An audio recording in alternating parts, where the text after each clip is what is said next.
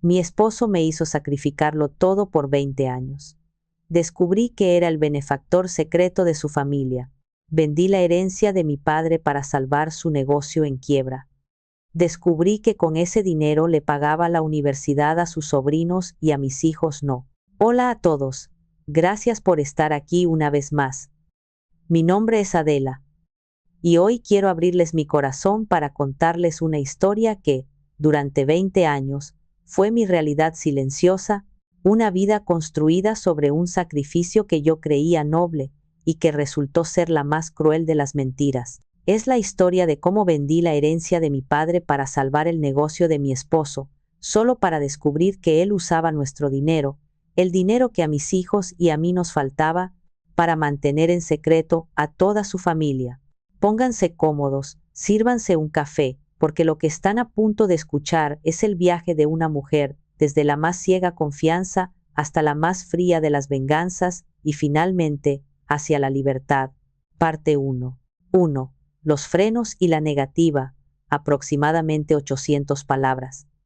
La tarde olía a tierra mojada y a ozono, esa fragancia particular que precede a las tormentas de verano en las afueras de Puebla.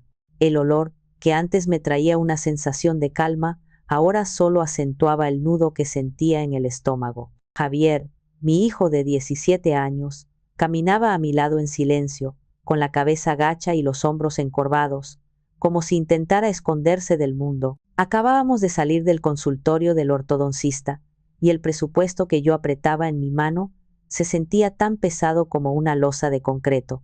Indispensable, había dicho el doctor, con esa facilidad de quien no tiene que hacer malabares con cada peso.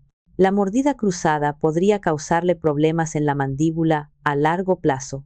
Yo asentí, forzando una sonrisa tranquilizadora para mi hijo, pero por dentro, un pánico helado comenzaba a trepar por mi espalda. Sabía lo que significaba esa palabra: dinero. Dinero que no teníamos. Durante todo el camino a casa, repasé mentalmente cada gasto del mes, la despensa, el gas, la luz, el pago de la renta de nuestra pequeña casa, que parecía encogerse cada día más. No había de dónde cortar. Vivíamos al día, en un equilibrio tan precario, que un gasto inesperado como este era el equivalente a un terremoto. Esa noche, esperé a que Sofía, mi hija de 15 años, se durmiera. La encontré en su cuarto, haciendo la tarea bajo la luz amarillenta de una lámpara de escritorio, con el uniforme escolar del año pasado que ya le quedaba visiblemente corto en las mangas. Me sonrió, y en esa sonrisa vi un destello de la niña que ya no era, una niña que había aprendido a no pedir nada para no causar problemas. Le di un beso en la frente, y cerré la puerta con un cuidado infinito, como si no quisiera perturbar la frágil paz de nuestro hogar. Encontré a Ramiro en la pequeña sala, sentado en su sillón gastado, con los pies sobre una mesita de centro que cojeaba. Tenía en el regazo el libro de contabilidad del taller, un cuaderno grueso de pasta de cuero sintético, desgastado por años de uso. Su rostro, a sus 50 años, estaba surcado por arrugas de preocupación que yo conocía de memoria. Parecía el retrato viviente del hombre que carga el mundo sobre sus hombros. Me senté en el borde del sofá, enfrente de él, y esperé a que levantara la vista. ¿Todo bien, vieja?, preguntó. Su voz sonaba ronca por el cansancio. Fui con Javier al ortodoncista, empecé. Mi propia voz sonaba débil, casi como una disculpa. Le extendí el papel con el presupuesto. Ramiro lo tomó, se puso los lentes para leer y su frente se arrugó aún más. Dejó escapar un largo suspiro, un sonido que yo había aprendido a interpretar como el preludio de una negativa. Abrió el libro de contabilidad sobre sus rodillas, pasando las páginas llenas de números y anotaciones a mano. Era un ritual que yo había presenciado cientos de veces. Adela, mira, dijo, girando el cuaderno hacia mí. Aquí está. Después de pagarle a los muchachos, la renta del local y el último pedido de refacciones a crédito, esto es lo que nos queda para pasar el mes. Apenas y alcanza para la comida. Señaló una cifra final, un número tan pequeño que parecía una broma cruel. Me encantaría, de verdad que me encantaría poderle pagar los frenos a Javier, ¿Crees que a mí no me duele verlo así? Pero es imposible. Simplemente no hay de dónde. Sus palabras estaban cargadas de una sinceridad dolorosa, de una resignación que parecía genuina. Me sentí culpable por haberle traído un problema más, por añadir otra carga a su ya pesada espalda. Yo era testigo de sus jornadas interminables en el taller mecánico, de cómo llegaba a casa con las manos negras de grasa y el olor a metal impregnado en la ropa. Creía en su lucha, creía en nuestro sacrificio compartido. Entiendo, susurré, tomando el papel de sus manos y doblándolo hasta hacerlo un pequeño cuadro. Veremos qué podemos hacer. Quizás si esperamos un poco. Eso es, mi amor, dijo. Su voz se suavizó. Solo un poco más de paciencia. En cuanto cerremos el trato con esa nueva flotilla de camiones, las cosas mejorarán. Te lo prometo, asentí, pero no pude mirarlo a los ojos. Me levanté y fui a la cocina, supuestamente a tomar un vaso de agua, pero en realidad necesitaba un momento para que las lágrimas no me traicionaran. Desde la penumbra del pasillo, vi la puerta del cuarto de Javier entreabierta. Sabía que había escuchado todo. El sonido de un sollozo ahogado me atravesó el alma como un puñal. Mi hijo, mi niño grande y fuerte, estaba llorando en silencio para no preocuparnos.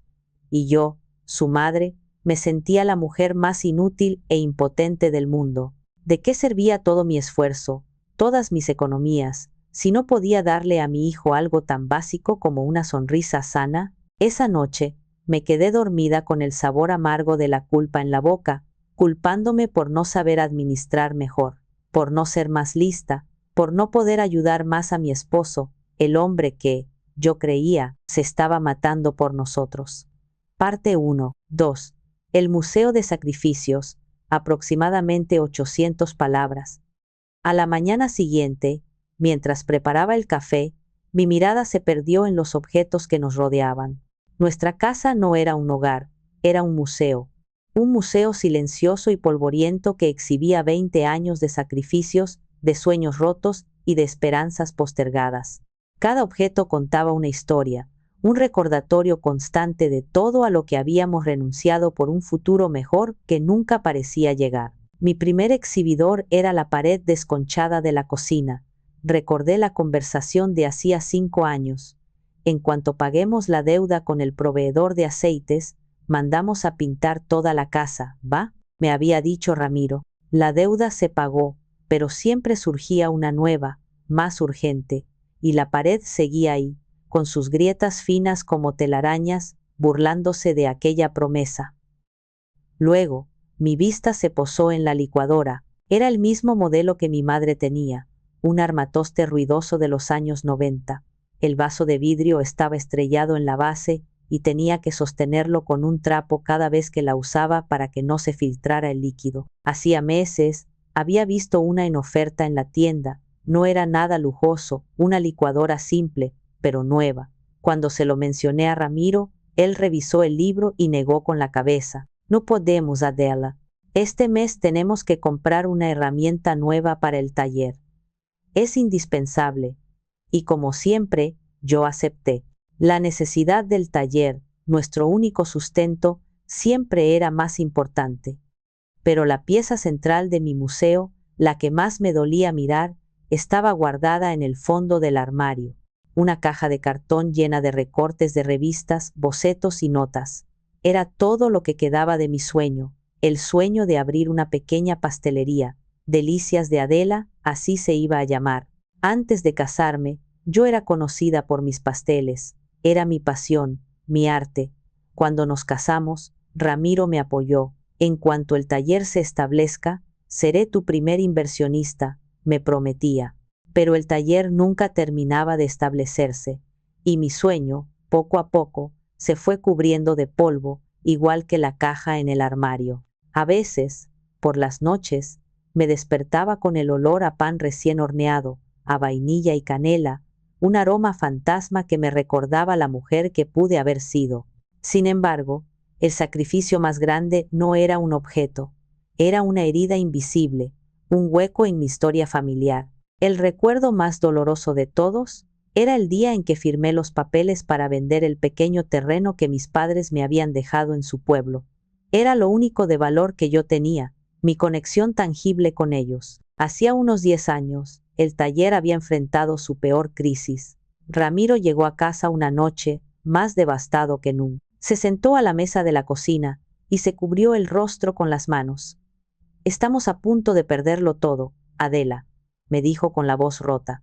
El banco nos va a embargar si no pagamos el préstamo para la maquinaria. Me explicó con detalle la situación, me mostró cartas del banco, números en rojo en su libro de contabilidad. Parecía tan real, tan desesperado. Durante una semana, no durmió. Lo veía dar vueltas por la casa en la madrugada, fumando en la ventana de la cocina. Mi corazón se rompía por él, y entonces, como si fuera la única solución lógica en el universo, se lo propuse. Tengo el terreno de mis padres, le dije. Podemos venderlo. La expresión de alivio en su rostro fue tan inmensa, tan abrumadora, que por un momento sentí que yo era su salvadora. No, mi amor, no podría pedirte eso. Es tuyo, es tu herencia, dijo. Pero su resistencia fue débil. Lo convencí de que era nuestro futuro, que el taller era de los dos. Recuerdo el día en que firmé los papeles en la notaría. Sentí como si estuviera vendiendo una parte de mi alma. Ramiro me abrazó fuertemente. Te juro por mi vida que te lo compensaré, Adela. Cada centavo. Construiremos un imperio sobre este sacrificio. Ese imperio nunca llegó. El dinero de mi herencia se desvaneció en el pozo sin fondo del taller, y nuestra vida siguió igual, siempre al borde del abismo. Y para añadir sal a la herida, estaban las llamadas de su familia. Justo esa mañana, mientras el recuerdo del terreno me quemaba por dentro, sonó el teléfono. Era Brenda, su hermana menor. Su voz siempre tenía un tono cantarino y ligeramente condescendiente. «Hola, Cuñis, ¿cómo estás?», dijo, sin esperar respuesta. «Oye, te llamaba rapidito para contarte que mi Ramiro, mi hermano adorado, me acaba de regalar un celular nuevo, el último modelo. Dice que es para que esté bien comunicada por mi nuevo curso de marketing. ¿No es un sol? Ay, Adela, qué suerte tienes de tener un hombre tan trabajador y responsable. Tú que solo tienes que estar en casita, sin preocupaciones. Bueno, te dejo, que voy a estrenar mi juguetito. Salúdame a los niños». Colgó. Me quedé con el auricular en la mano, un zumbido llenando mis oídos. Sin preocupaciones, en casita. Mi hijo necesitaba frenos, mi hija ropa nueva. Yo necesitaba una licuadora que no se desarmara, y mi esposo le compraba celulares de última generación a su hermana. Algo no encajaba. Era una pieza de rompecabezas que no encontraba su lugar, una nota discordante en la triste sinfonía de nuestra vida. Pero como tantas otras veces, aparté el pensamiento. Era su hermana. Quizás había conseguido una buena oferta. Quizás era un regalo de segunda mano. Siempre había una explicación, una justificación. Y yo, por amor, por lealtad, por costumbre, siempre elegía creerla. Parte 1. 3. El encuentro fortuito, aproximadamente 800 palabras. Los días que siguieron a la llamada de Brenda estuvieron teñidos de una inquietud sorda, una sensación molesta en el fondo de mi mente que no lograba identificar. Intentaba convencerme de que estaba exagerando, que el estrés por el presupuesto de Javier me estaba haciendo ver fantasmas donde no los había. Ramiro seguía con su rutina. Salía temprano hacia el taller, regresaba tarde, cenaba en silencio y se desplomaba en el sillón con su libro de contabilidad, la personificación del sacrificio. Un sábado por la mañana, decidí caminar hasta el mercado municipal en lugar de tomar el camión. Necesitaba aire, necesitaba pensar. El mercado era mi refugio, un torbellino de colores, olores y sonidos que lograba distraerme de mis propias preocupaciones. Mientras regateaba el precio de los jitomates, sentí una mano en mi hombro. «Doña Adela, qué gusto verla». Me giré y me encontré con el rostro curtido y sonriente de don Isidro. Era un hombre de unos 60 y tantos años, con el cabello blanco y unas manos grandes y callosas, producto de toda una vida trabajando con metal. Había sido el mecánico de confianza de Ramiro durante más de 15 años, casi desde que abrieron el taller. Ramiro lo había despedido hacía unos 6 meses. Con la crisis, tuve que hacer recortes. Isidro, me duele en el alma, le había dicho, según me contó Ramiro esa noche. Don Isidro, qué milagro, le respondí con una sonrisa sincera. Realmente le tenía aprecio. Era un hombre bueno y trabajador. ¿Cómo ha estado? ¿Encontró algo nuevo? Ahí vamos, batallando pero no nos rajamos, dijo, acomodándose la gorra. Ando haciendo trabajitos por mi cuenta. Pero dígame usted, ¿cómo va todo por el taller? Me imagino que con el nuevo contrato de Logisur, el patrón debe andar vuelto loco de tanto trabajo, ¿verdad? Me quedé helada por un segundo. Logisur, la compañía de transportes más grande de la región. No recordaba que Ramiro me hubiera mencionado un contrato tan importante. Si acaso, lo había mencionado como una posibilidad lejana, un ojalá se nos haga. ¿El contrato de Logisur? Pregunté, tratando de que mi voz sonara casual. Ah, sí, Ramiro anda muy ocupado, ya sabe. Don Isidro me miró con extrañeza. Pues cómo no, si mantener toda esa flotilla de tráileres no es cualquier cosa. Recuerdo bien el día que el patrón nos dio la noticia, justo antes de que yo saliera. Todos estábamos contentísimos. Pensé que con ese dineral que iba a entrar, por fin ampliarían el taller como él siempre había querido. Hizo una pausa y luego añadió, con una calidez genuina, se lo merece el patrón. Es un hombre muy bueno, siempre pensando en su familia, en la de aquí y en la de su pueblo. Nunca se olvida de sus raíces. Sentí un escalofrío. ¿La familia de su pueblo? Repetí, como un eco. Claro, exclamó don Isidro, sin notar mi creciente ansiedad. Siempre ha sido así. Cada vez que había una buena racha, lo primero que hacía era mandarles algo.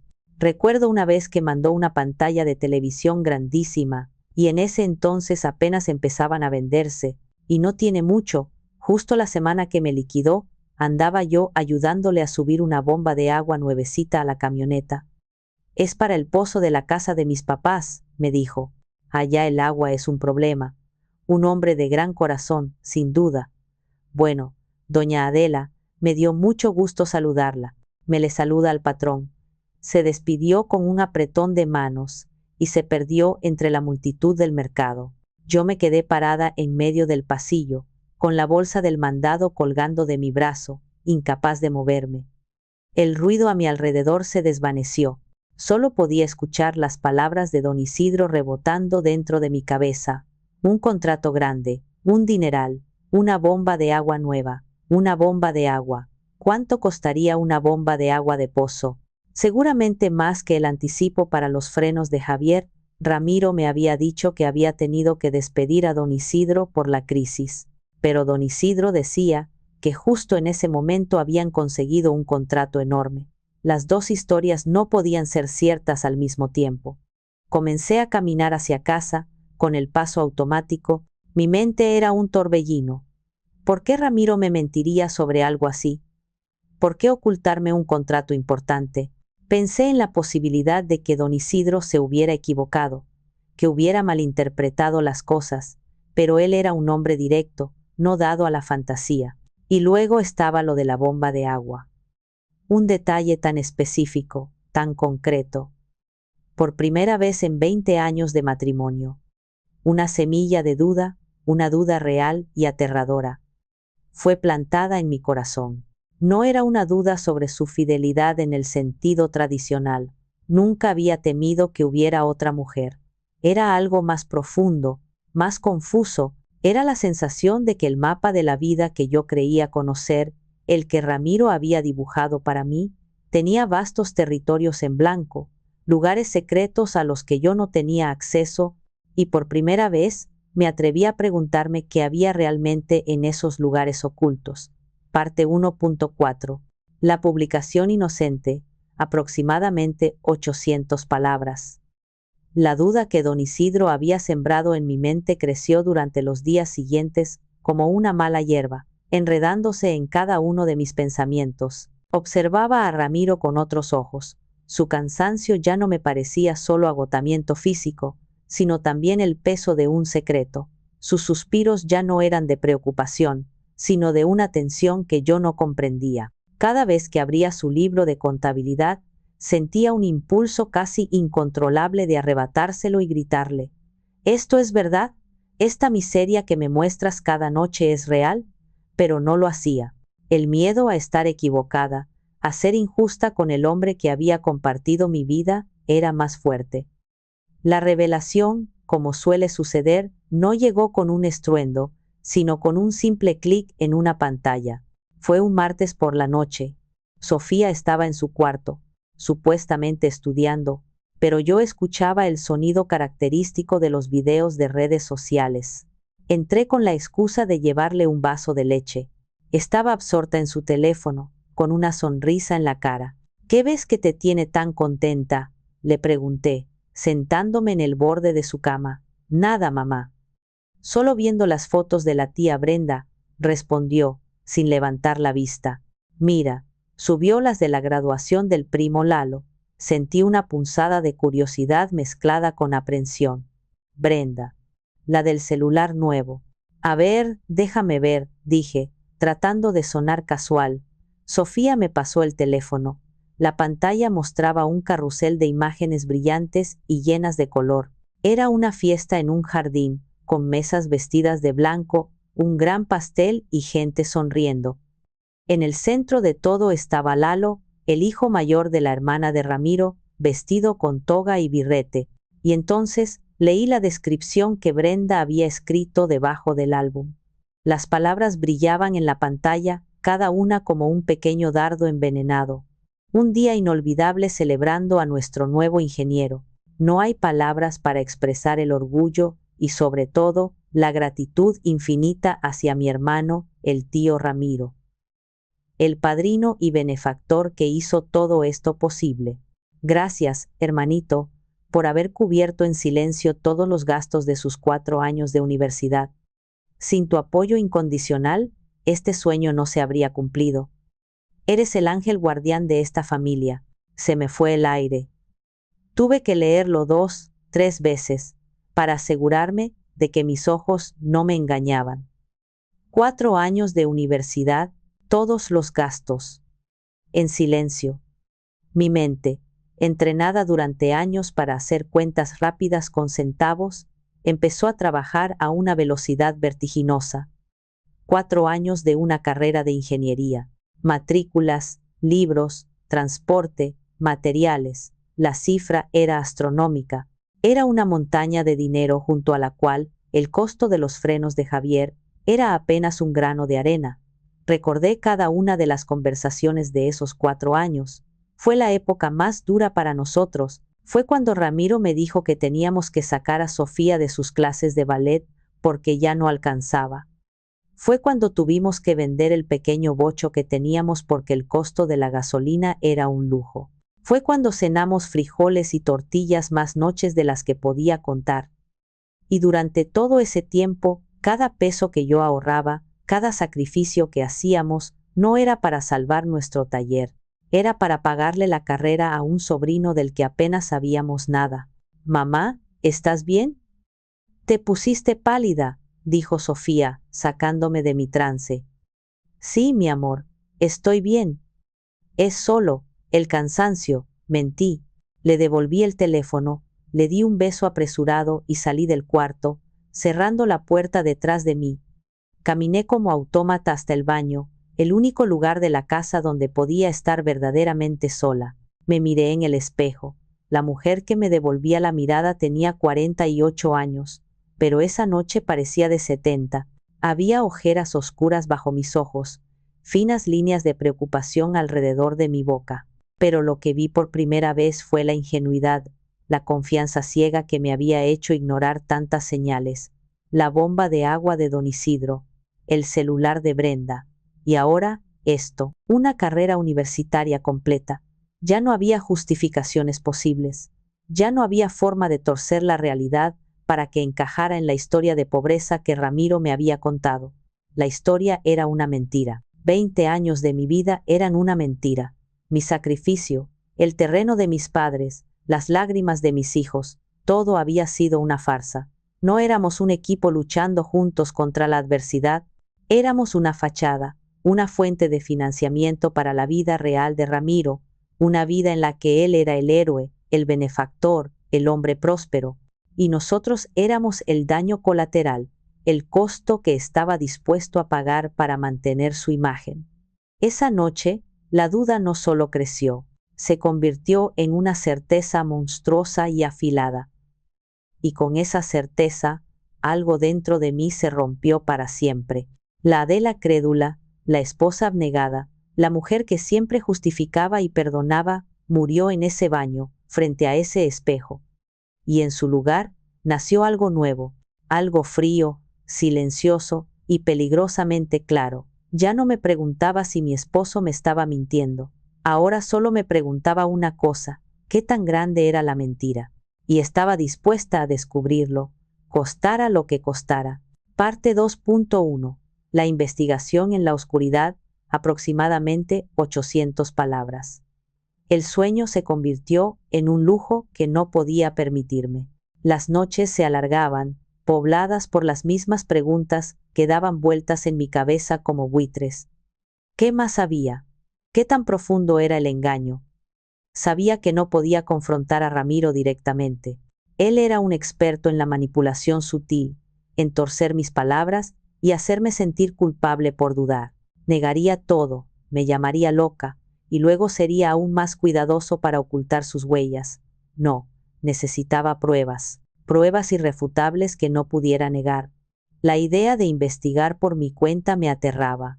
Yo era Adela, la que hacía el mejor mole de la colonia, la que remendaba los uniformes escolares, la que sabía exactamente cuántos jitomates comprar para que alcanzaran toda la semana. No era una detective, pero el dolor de la traición es un poderoso motivador, y el amor por mis hijos era el combustible que necesitaba. Ellos merecían la verdad, yo merecía la verdad. Mi primer objetivo fue el taller.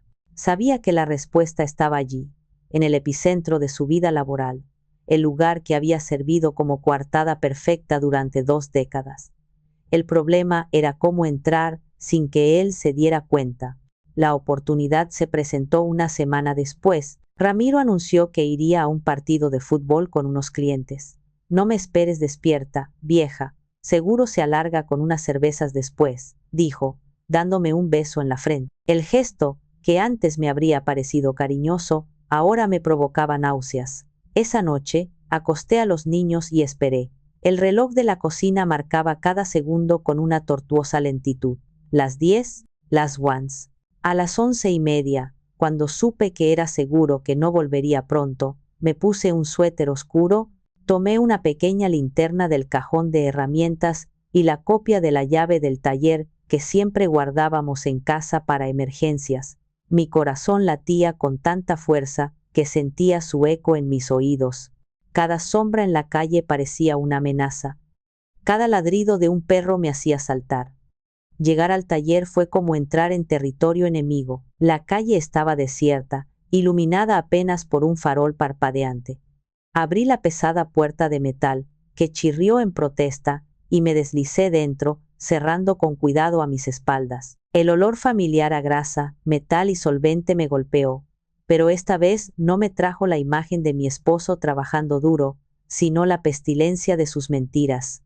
La pequeña oficina estaba al fondo. Encendí la linterna, su haz de luz bailando nerviosamente sobre las paredes. El desorden era el de siempre. Facturas clavadas en un corcho, calendarios de proveedores, un cenicero lleno.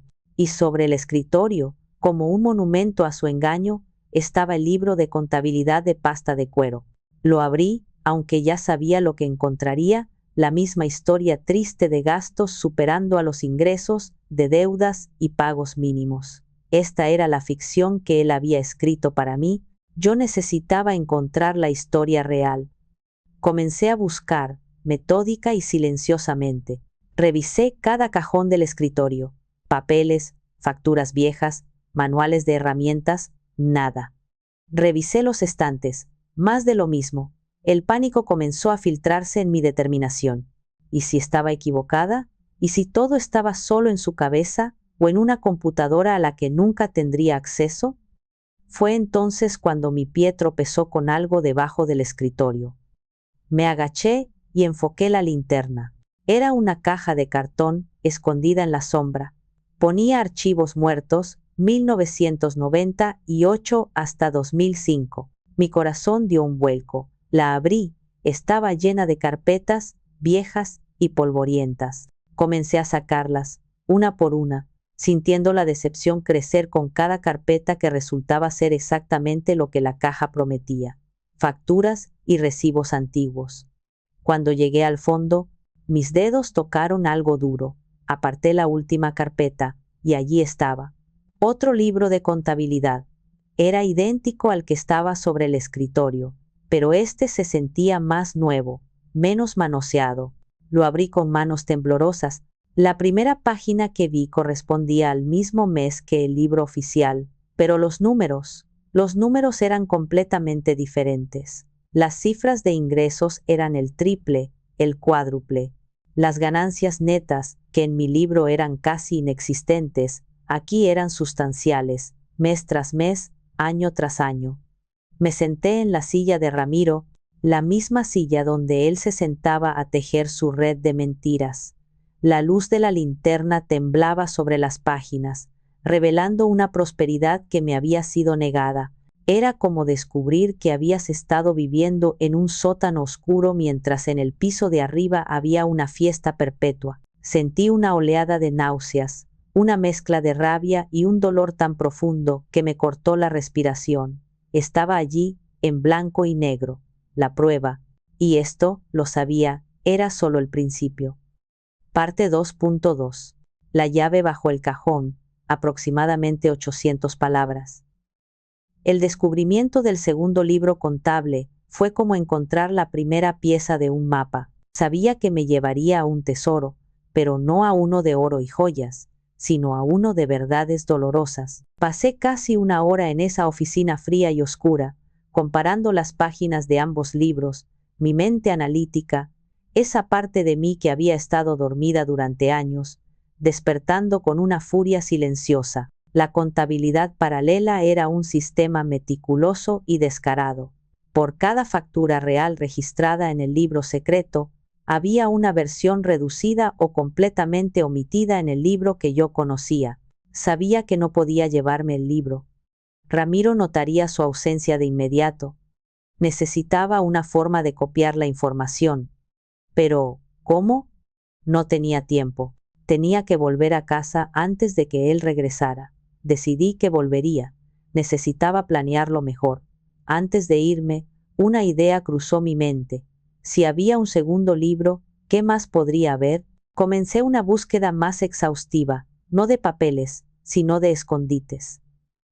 Mis manos recorrieron cada centímetro del viejo escritorio de metal. Fue entonces cuando sentí algo pegado con cinta adhesiva en la parte inferior del cajón superior. Me deslicé por el suelo polvoriento y apunté la linterna hacia arriba. Allí estaba, una sola llave, pequeña y plateada, sujeta con un trozo de cinta aislante negra. El escondite perfecto, simple pero efectivo. ¿Quién mira debajo de los cajones? La tomé, mi pulso acelerado. Miré a mi alrededor. Solo había un mueble en la oficina que tuviera cerradura. Un archivador metálico de 2 cajones, pintado de un horrible color verde hospital, arrinconado en la esquina más oscura. Ramiro siempre lo había usado para guardar facturas viejas y papeles sin importancia que había que conservar por ley. Nunca le había prestado atención. Introduje la llave en la cerradura del cajón superior. Giró con un chasquido seco que resonó en el silencio de la noche. Contuve la respiración y tiré de la manija. El cajón se deslizó hacia afuera con un chirrido metálico. No contenía facturas viejas. Estaba lleno de carpetas de plástico de colores, perfectamente ordenadas y etiquetadas. La primera etiqueta que leí me heló la sangre. Apoyo familiar, mamá. La siguiente, Brenda, gastos varios. Y otra más, sobrinos, educación. Mi mano temblaba tanto que casi dejó caer la linterna. Abrí la carpeta de mamá. Dentro había copias de transferencias bancarias, mensuales, puntuales, por una cantidad que para mí representaba el presupuesto de la despensa de 2 meses. Había recibos de materiales de construcción para mejoras en la casa del pueblo. Había incluso la factura de un televisor de pantalla plana de 50 pulgadas. Con un terror creciente, abrí la carpeta de Brenda. Era peor. Recibos de boutiques de ropa, estados de cuenta de una tarjeta de crédito departamental que claramente Ramiro pagaba, y el documento que me hizo soltar un sollozo ahogado, la factura de compra de un coche compacto, nuevo, a nombre de Brenda Morales, pagado en su totalidad hacía poco más de 1 año, el mismo año que habíamos vendido nuestro bocho. La carpeta de sobrinos contenía los comprobantes de pago de matrículas universitarias, recibos de compra de libros y computadoras portátiles. Todo estaba allí, documentado con la precisión de un contador profesional. La precisión de mi esposo. Pero el verdadero golpe, el que me dejó sin aire, estaba en el segundo cajón. Lo abrí y encima de más carpetas había un objeto que no debería estar allí, un ordenador portátil. Era un modelo más antiguo, grueso y pesado. Lo levanté, no estaba conectado, lo abrí, esperando que tuviera batería. La pantalla cobró vida, iluminando mi rostro en la oscuridad. El fondo de pantalla me golpeó con la fuerza de un puñetazo en el estómago. Era una fotografía. Ramiro, en el centro, sonriendo de oreja a oreja. A su lado, su madre, doña Consuelo, y sus hermanas, todas vestidas con ropa nueva y elegante. Estaban en el porche de la casa familiar del pueblo, una casa que en la foto se veía recién pintada, con ventanas nuevas y un jardín cuidado. Parecían la imagen de la prosperidad, de la felicidad. Una felicidad construida sobre mi ignorancia y el futuro negado a mis hijos. Dejé el portátil sobre el escritorio. La mujer de la foto, la madre orgullosa, el hermano generoso, esa era la familia real de Ramiro. Nosotros, los de Puebla, éramos solo la sucursal pobre, la operación minera de la que se extraían los recursos para financiar la verdadera empresa de su vida, ser el patriarca, el salvador, el rey de su clan. La traición ya no era solo financiera, era emocional, era una declaración de dónde residía su verdadera lealtad. Y no era conmigo. Parte 2.3. Los dos mundos paralelos. Aproximadamente 800 palabras. La computadora portátil no tenía contraseña. Supongo que Ramiro, en su arrogancia, nunca imaginó que yo llegaría tan lejos, que la esposa dócil y cansada que veía cada noche tendría la audacia de violar su santuario. O quizás, simplemente, se había vuelto descuidado. La comodidad de 20 años de engaño exitoso lo había vuelto confiado. Moví el dedo sobre el trackpad, el cursor temblando en la pantalla. Había pocos iconos en el escritorio. Uno de ellos era una simple carpeta amarilla, sin nombre, anodina. Hice doble clic. Se abrió para revelar un único archivo de Excel. El nombre del archivo era tan simple, tan funcional, que resultaba escalofriante. Balance general. Lo abrí. Mi corazón se detuvo. No era un simple libro de contabilidad.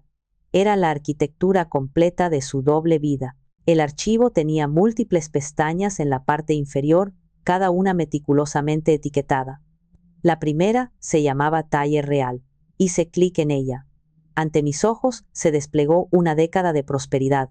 Ingresos robustos, contratos con empresas cuyos nombres reconocí, márgenes de ganancias saludables. Vi el contrato con Logisur, no solo confirmado, sino detallado, con cifras que me hicieron sentir mareada. Vi otros contratos, igual de lucrativos, de los que nunca había oído hablar. El taller no estaba sobreviviendo, estaba floreciendo. Con un nudo en la garganta, hice clic en la siguiente pestaña, Hogar Puebla. Allí estábamos nosotros, Javier, Sofía y yo, reducidos a una serie de celdas y números. La renta, la luz, el gas, la despensa, todo estaba allí, presupuestado con una austeridad implacable. Vi una partida llamada gastos médicos menores. con una cantidad ridícula asignada cada mes. Vi el presupuesto para ropa y calzado, que era una broma. Era como mirar el plan de gastos de un campo de prisioneros, no de una familia. Éramos un gasto controlado, una inversión de bajo rendimiento que él mantenía con el mínimo indispensable. Y entonces hice clic en la tercera pestaña, la que cambiaría mi vida para siempre. Se llamaba Inversión Origen. No era una hoja de cálculo, era un santuario, un monumento a su verdadera devoción. La hoja estaba dividida en secciones, cada una con el nombre de un miembro de su familia: mamá Consuelo, hermana Brenda, hermana Carmen, y así sucesivamente, incluyendo a cada uno de sus sobrinos por su nombre. Bajo el nombre de su madre, vi la transacción que me rompió el alma. La fecha coincidía exactamente con la venta del terreno de mi padre. La cantidad era la misma, hasta el último centavo. Y junto a ella, en la columna de concepto, Ramiro había escrito: devolución de capital inicial para negocio. Inversión de mamá. Inversión. Había convertido mi herencia, el último vínculo con mi padre, en una inversión de su madre. La audacia, la crueldad de ese simple acto de contabilidad me dejó sin aliento. Seguí leyendo. Bajo el nombre de Brenda, no solo estaba el coche, había pagos mensuales para un complemento de sueldo, el pago de un diplomado, e incluso unas vacaciones en Cancún. Para los sobrinos había de todo: matrículas, laptops, clases de inglés, hasta el pago de la fiesta de 15 años de una de ellas. Ramiro no solo les daba dinero, les estaba construyendo vidas, vidas que a sus propios hijos les eran negadas. Javier no tenía frenos, pero su primo tenía una carrera de ingeniero. Sofía usaba uniformes heredados, pero su prima tenía una fiesta de 15 años de ensueño. Era una redistribución de la riqueza tan sistemática, tan calculada, que no podía ser fruto de un impulso. Era una filosofía de vida. Una elección consciente hecha día tras día, durante 20 años. Nosotros éramos el sacrificio necesario. Nuestra pobreza era el precio de la prosperidad de ellos. Mi rol en su vida se reveló con una claridad brutal.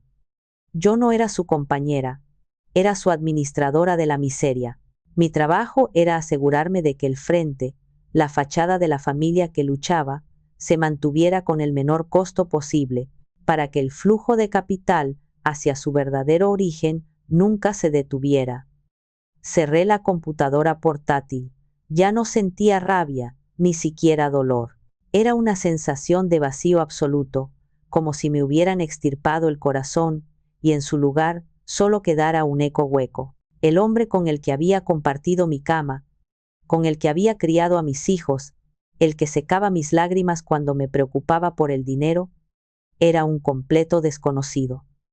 Peor que un desconocido, era mi carcelero, y la prisión no tenía barrotes de hierro, sino de números en un libro contable y de mentiras susurradas con una falsa ternura. Saqué mi teléfono, el modelo antiguo y barato que apenas podía tomar fotos decentes, pero era suficiente. Empecé a fotografiar la pantalla del portátil, página por página, pestaña por pestaña. Cada foto era un clic, un destello en la oscuridad que sellaba su destino. No sabía exactamente qué iba a hacer, pero sabía una cosa con certeza. El tiempo de Adela, la víctima, había terminado. El tiempo de Adela, la contadora, la que iba a hacer el balance final de cuentas, acababa de empezar. Parte 2. 4. La frialdad de la justicia. Aproximadamente 800 palabras. Volví a casa esa noche sintiéndome como un fantasma. Me deslicé en la cama junto a Ramiro. Él roncaba suavemente, ajeno a la tormenta que se había desatado en mi interior. Lo observé en la penumbra. El rostro que antes me inspiraba confianza y seguridad, ahora me parecía la máscara de un extraño. ¿Cómo podía dormir tan plácidamente, sabiendo el peso de su engaño? La respuesta era simple. Para él, no era un engaño, era el orden natural de las cosas. Los días siguientes fueron los más difíciles de mi vida. Tuve que vivir una doble vida, igual que él. Por fuera, era la misma Adela de siempre. Preparaba el desayuno, me preocupaba por las tareas de los niños, Le preguntaba a Ramiro cómo le había ido en el taller, pero por dentro era una extraña en mi propia casa, una espía recopilando información. Cada palabra suya, cada gesto, era analizado y archivado en mi mente. Las fotos que había tomado con mi celular eran mi ancla, la prueba de que no me estaba volviendo loca. Las había guardado en una carpeta segura, con contraseña.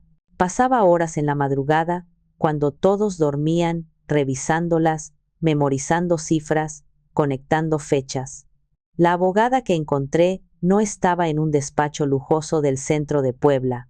Su oficina estaba en un edificio modesto, pero su reputación la precedía. Se llamaba licenciada Verónica Soto, y decían que era una tiburona en los tribunales de lo familiar, una mujer que no se dejaba intimidar. Cuando me senté frente a ella, estaba temblando. Saqué mi teléfono y sin decir casi nada, se lo mostré. Ella observó las fotos en silencio, pasando de una a otra con una expresión indescifrable. Tardó lo que me pareció una eternidad. Cuando finalmente levantó la vista, sus ojos no mostraban lástima, sino una especie de respeto gélido. Señora Adela, dijo, su voz era firme y clara. Lo que usted tiene aquí no es solo la base para un divorcio. Es la crónica de un fraude matrimonial sistemático y de violencia económica. Lo que su esposo ha hecho es despreciable, pero también es increíblemente estúpido por haberlo documentado todo tan bien. Sus palabras, en lugar de asustarme, me dieron una extraña sensación de poder. Por primera vez, alguien validaba lo que yo sentía. No estaba loca, no estaba exagerando. ¿Qué podemos hacer?, pregunté, mi voz apenas un susurro. Podemos destruirlo, respondió la abogada sin pestañear. Podemos solicitar el divorcio por causa, pedir la disolución de la sociedad conyugal y una compensación por daño moral. Con estas pruebas, podemos asegurarnos de que usted y sus hijos reciban el 50% de todo el patrimonio real, no del que él le hacía creer, y eso incluye el valor equivalente a cada peso que desvió a su familia durante los últimos 20 años. La idea era vertiginosa, justicia, compensación, pero en mi corazón sabía que eso no era suficiente. Un juicio a puerta cerrada, un acuerdo financiero. Ramiro y su familia lo verían como un simple revés económico. Se quejarían de mi avaricia, me pintarían como la mala del cuento y seguirían con sus vidas.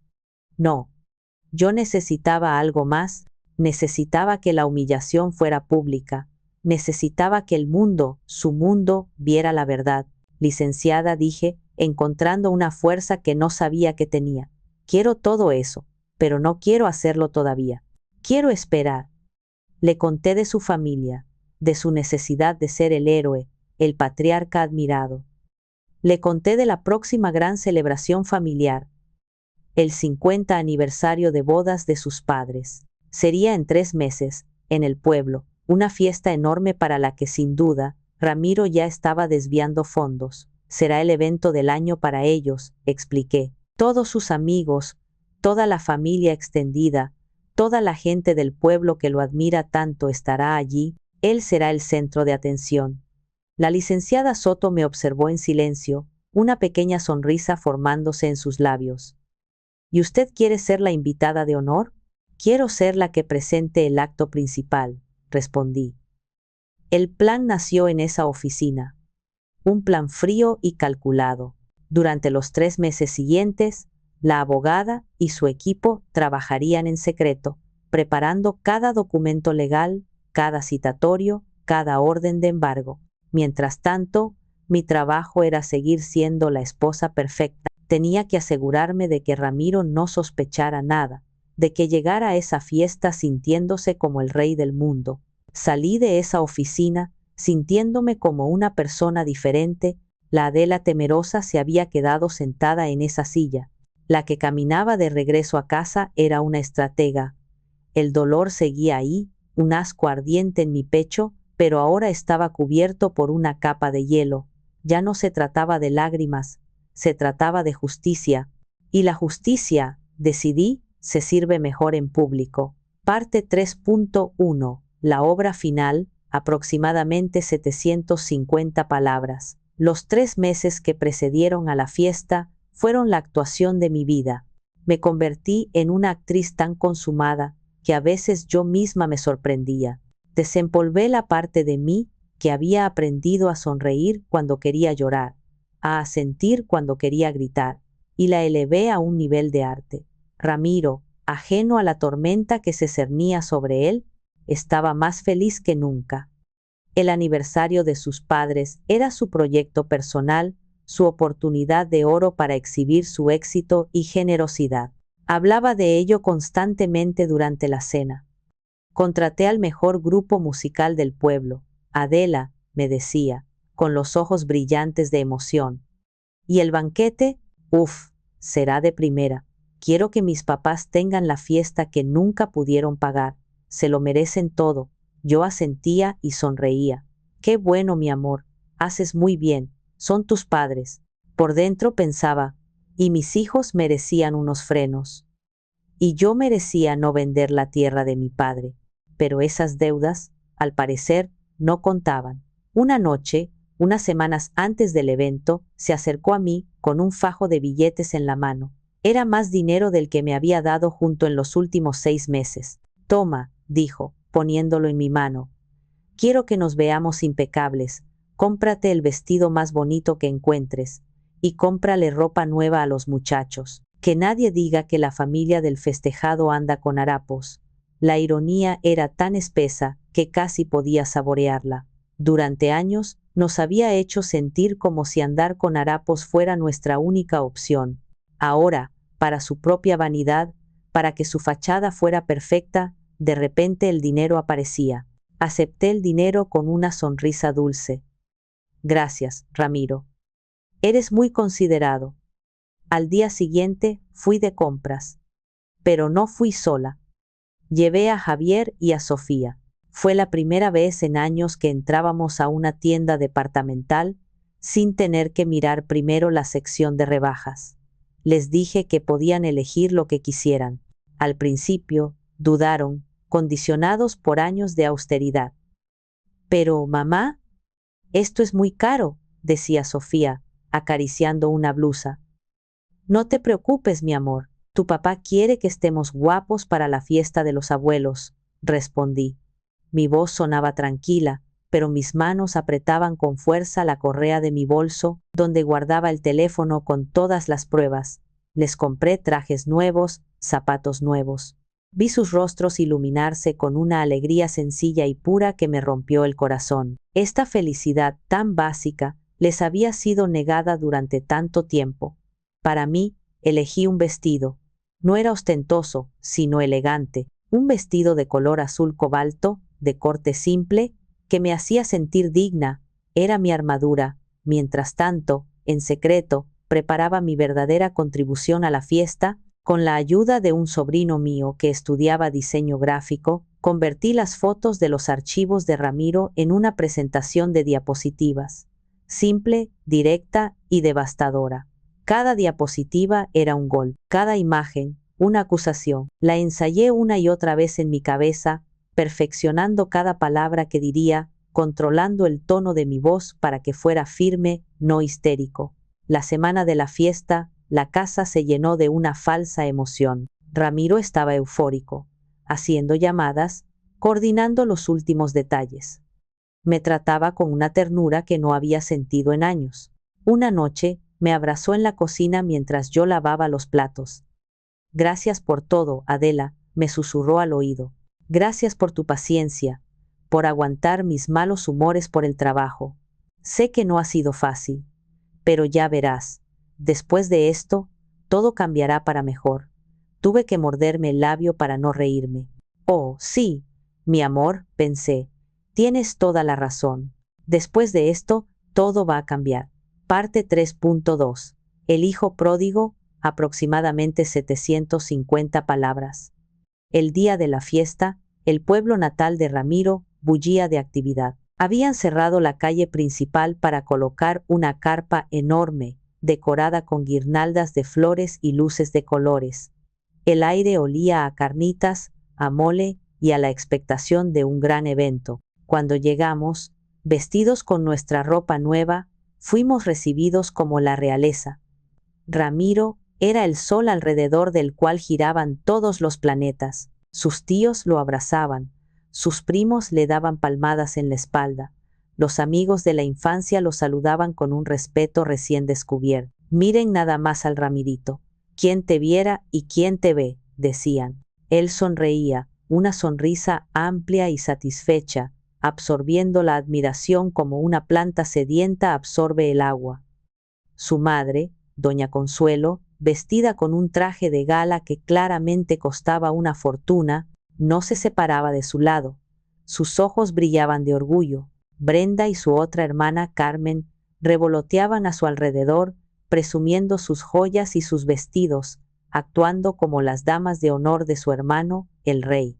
Me observaban a mí y a mis hijos con una mezcla de lástima y condescendencia. Pobrecita Adela, se ve tan cansada, escuché que le susurraba Carmen a una prima. Se nota que la vida en la ciudad es dura, menos mal que tiene a mi hermano.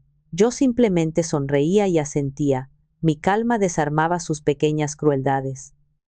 No sabían que la mujer cansada estaba a punto de desatar un huracán. La fiesta estaba en su apogeo. La música del grupo resonaba en todo el pueblo. La gente comía, bebía y reía. Ramiro era el anfitrión perfecto, yendo de mesa en mesa, asegurándose de que a nadie le faltara nada. Se sentía poderoso, invencible. Yo lo observaba desde nuestra mesa, estudiando cada uno de sus movimientos, cada una de sus sonrisas falsas.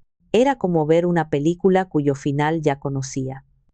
El momento culminante de la noche llegó después de la cena. El presentador, un locutor de la radio local que Ramiro había contratado, subió al escenario.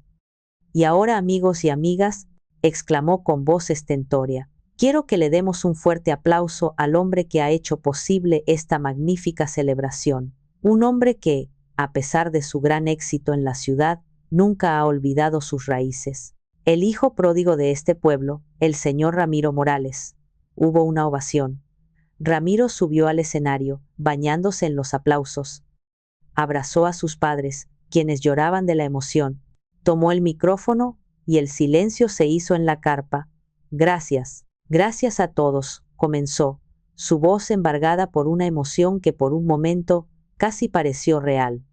Todo lo que he hecho, cada día de trabajo duro, cada noche sin dormir, ha sido por mi familia, por mis padres, que me lo dieron todo, por mis hermanas, por mi esposa y mis hijos, para poder darles la vida que se merecen. Miró en mi dirección y me lanzó una sonrisa. Quiero agradecer especialmente a mi esposa, Adela, una mujer fuerte, paciente, que ha estado a mi lado en las buenas y en las malas, sobre todo en las malas. Juntos hemos enfrentado muchas crisis, pero aquí estamos, celebrando el amor de mis padres. Gracias, mi amor, por tu sacrificio. La gente aplaudió de nuevo, muchos conmovidos por sus palabras. Sacrificio. La palabra quedó flotando en el aire. Él no tenía ni idea del verdadero significado de esa palabra, pero estaba a punto de aprenderlo. Parte 3. 3. El regalo sorpresa de la esposa. Aproximadamente 750 palabras. Cuando los aplausos para Ramiro comenzaron a apagarse, el presentador volvió a tomar el micrófono. ¡Qué hermosas palabras! Y ahora, antes de continuar con el baile, sabemos que la señora Adela, su esposa, también quiere compartir unas palabras y un regalo muy especial para los festejados. Un fuerte aplauso para la señora Adela Morales. Sentí todas las miradas sobre mí mientras me levantaba. Javier y Sofía, a quienes había preparado para este momento, me miraron con una mezcla de miedo y apoyo. Les guiñé un ojo. Caminé hacia el escenario con una calma que no sentía. Mis piernas temblaban ligeramente, pero mi rostro estaba sereno.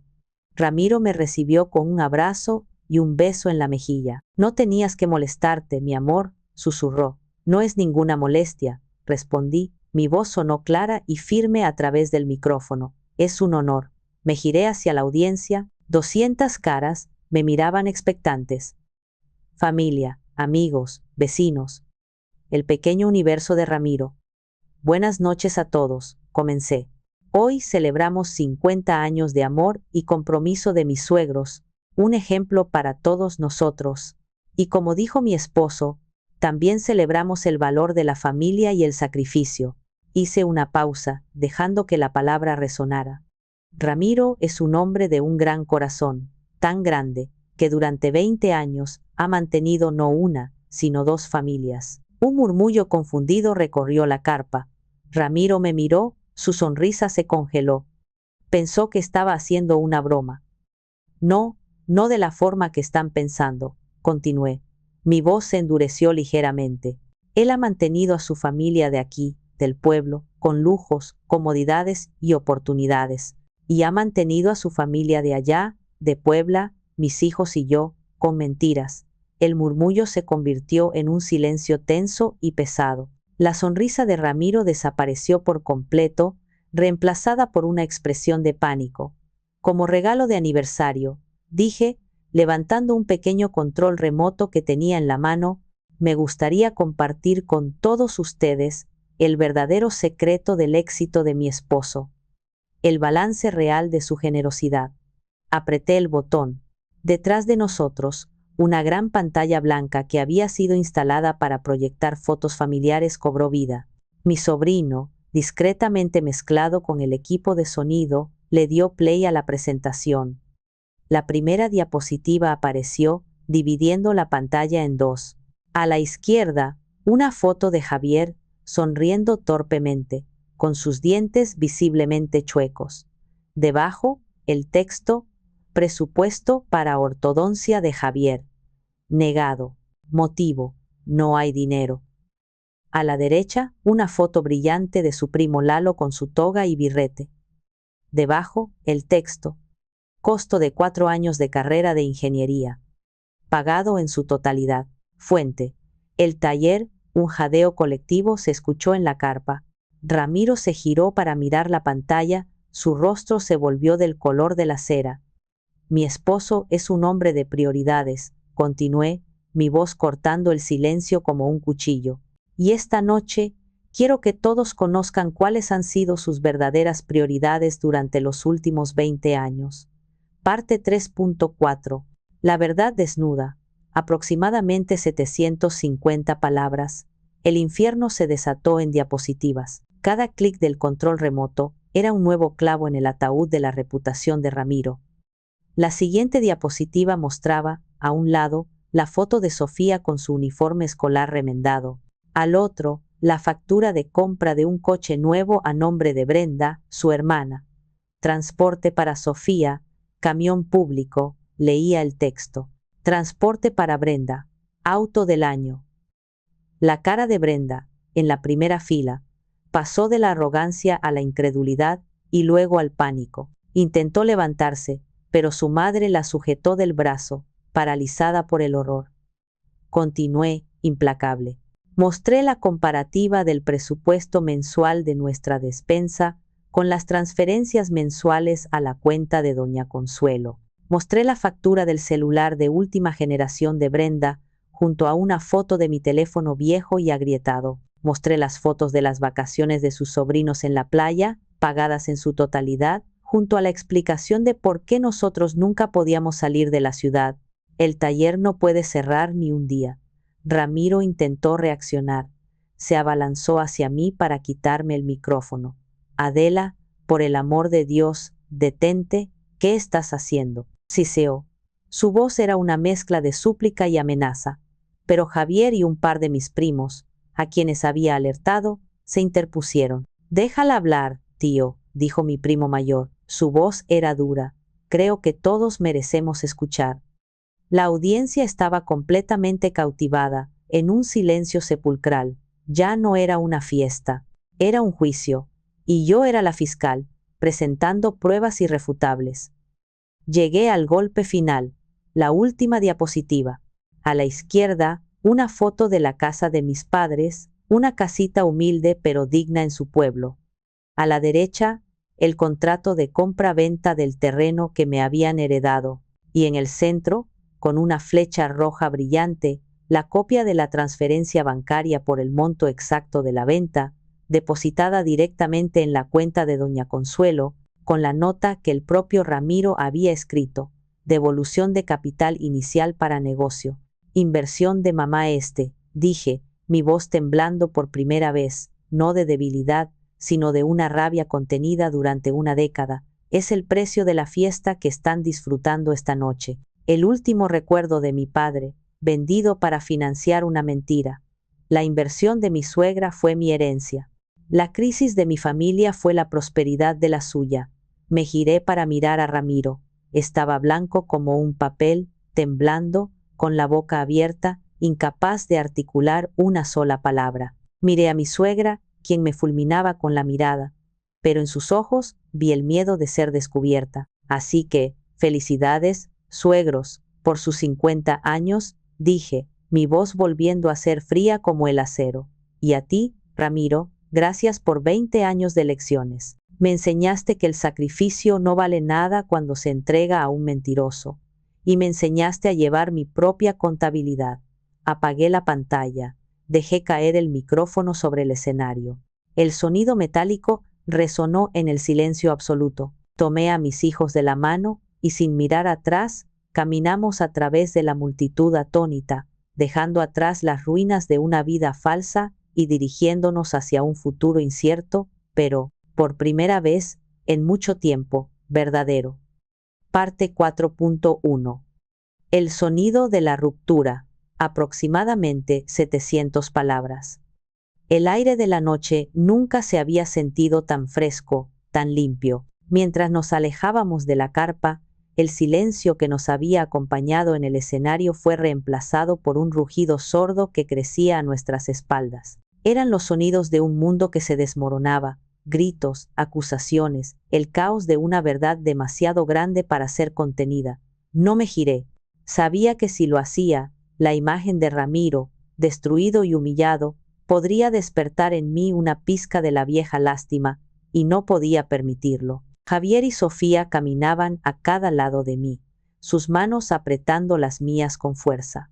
No decían nada, pero sentía su apoyo, su alivio, su miedo. Había hecho estallar su vida tal como la conocían, pero también les había devuelto la dignidad. ¿Estás bien, mamá?, preguntó finalmente Javier, su voz de adolescente rompiéndose un poco. Estoy mejor que nunca, mi amor, respondí, y me di cuenta de que era verdad.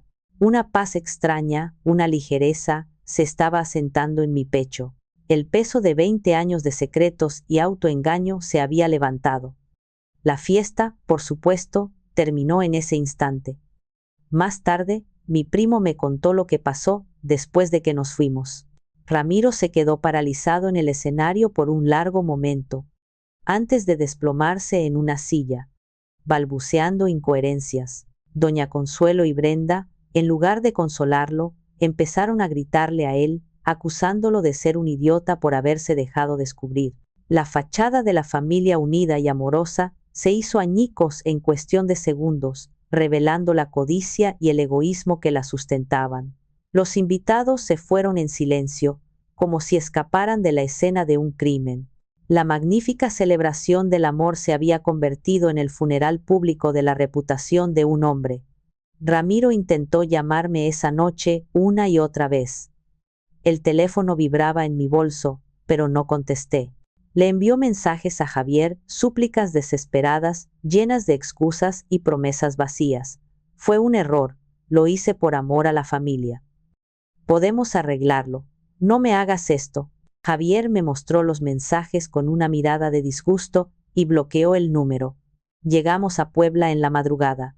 La casa, que siempre me había parecido una jaula, ahora se sentía como un puerto seguro. Era nuestro. Por primera vez, sentí que realmente nos pertenecía a mis hijos y a mí. Esa noche, dormí profundamente, sin sueños, por primera vez en meses. Parte 4.2. La última carta, aproximadamente 700 palabras. El lunes por la mañana, tal como lo había planeado con la licenciada Soto, un notificador judicial se presentó en el taller mecánico. Ramiro, que había llegado a Puebla hecho un desastre, fue recibido no con mis lágrimas, sino con un fajo de documentos legales, la demanda de divorcio, una orden de restricción temporal y una solicitud de auditoría y embargo preventivo de todos los bienes y cuentas bancarias. La guerra que él esperaba que fuera de gritos y llantos en la alcoba, se convirtió en una batalla legal, fría y silenciosa, en un terreno donde sus manipulaciones emocionales no servían de nada. Sus intentos de contactarme se volvieron frenéticos. Pasó de las súplicas a las amenazas. Incluso fue a la escuela de Sofía, pero yo ya lo había previsto y la dirección tenía instrucciones de no dejarlo pasar. El proceso legal fue, como la abogada había predicho, sorprendentemente rápido. Las pruebas eran abrumadoras y estaban perfectamente documentadas. El equipo de contadores forenses de la licenciada reconstruyó 20 años de desvíos financieros.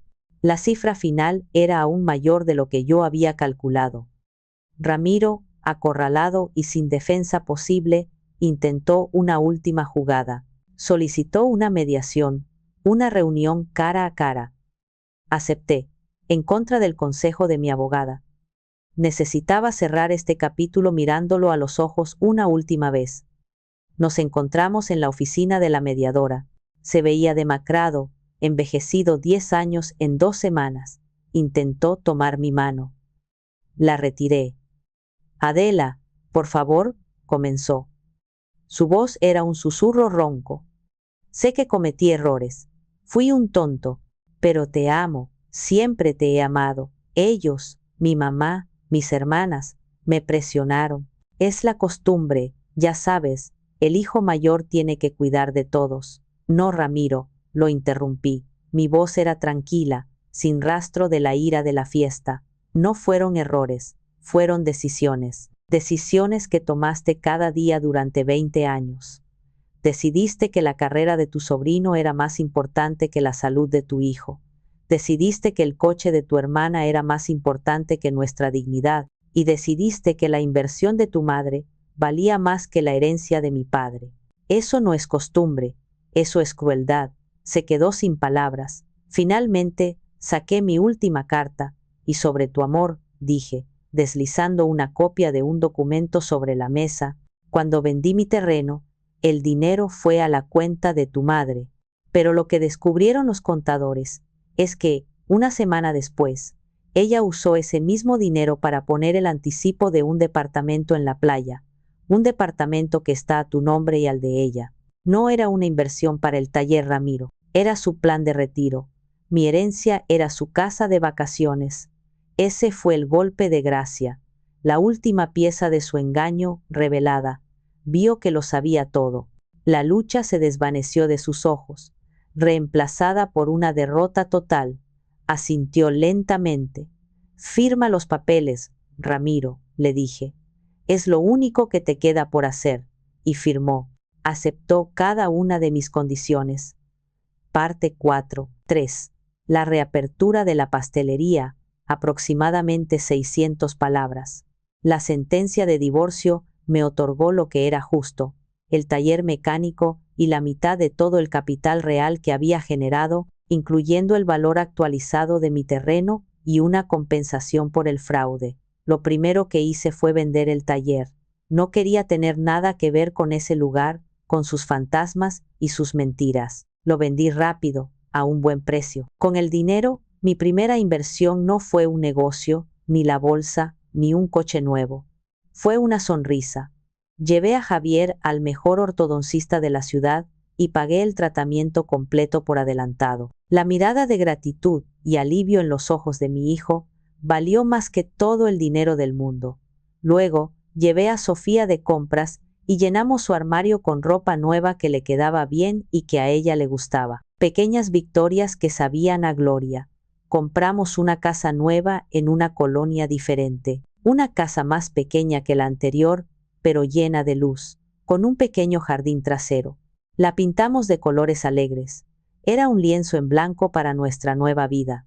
Y entonces, hice algo por mí.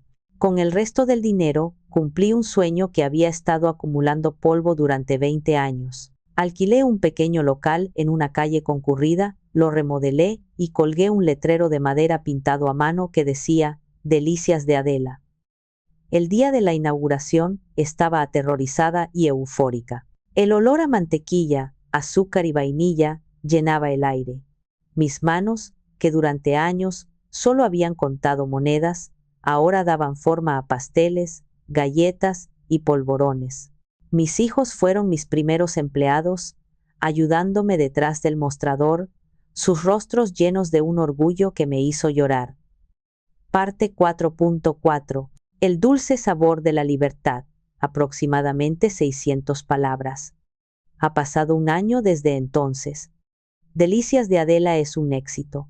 La gente viene no solo por mis pasteles, sino también por la historia que se cuenta en voz baja entre los vecinos. Soy la señora que, y lejos de avergonzarme, llevo ese título con orgullo. Mi pastelería se ha convertido en un punto de encuentro para otras mujeres, un lugar donde pueden compartir sus propias historias de lucha y resiliencia. Javier está en su primer año de universidad, estudiando arquitectura.